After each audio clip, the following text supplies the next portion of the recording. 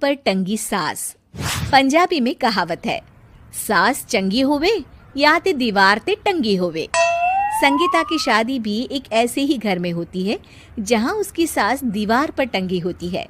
ससुर और पति शादी के पहले दिन उसे सास के फोटो के सामने ले जाते हैं, जहां ससुर जी कहते हैं, बेटा बेटा संगीता, ये तुम्हारी सास थी, बहुत नेक और भली, लेकिन थोड़ी गुस्सैल थी। गुस्सा आने पर सब तहस नहस कर देती थी, पर अब ये इस दुनिया में नहीं है।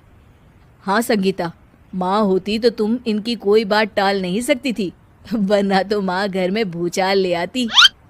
संगीता मन में खुश होती है कि अच्छा है कि ऐसी औरत अब इस घर में नहीं है, लेकिन दिखावे के लिए वो जैसे ही सास की फोटो के सामने हाथ जोड़कर खड़ी होती है, ये क्या? सास उसे देखकर मुस्कुराने लगी। संगीता आंखों को मलकर एक बार फिर से देखती है, लेकिन फिर सास के चेहरे का भाव, भंगिमा यानी एक्सप्रेशन बिल्कुल बदले होते हैं। वो अपने पति और ससुर को कहती है, माँ की तस्वीर तो स्माइल कर रही है। ना ना बेटी, ये कैसे संभव है? जरूर तुम्हें कोई गलती हुई होगी, ऐसा कैसे हो सकता है? लगता है तुम शादी की सारी फॉर्मेलिटी करते करते थक गई हो, तुम्हें आराम की जरूरत है संगीता।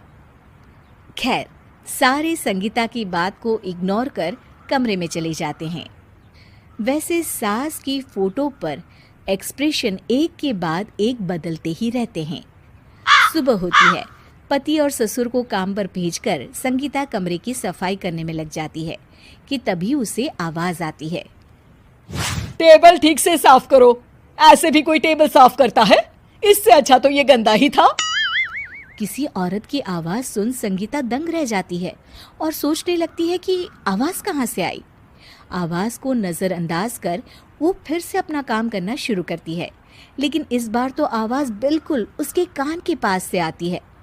मेरा घर है ये, जब तक मैं थी चमका कर रखती थी, हर एक चीज शीशे की तरह थी।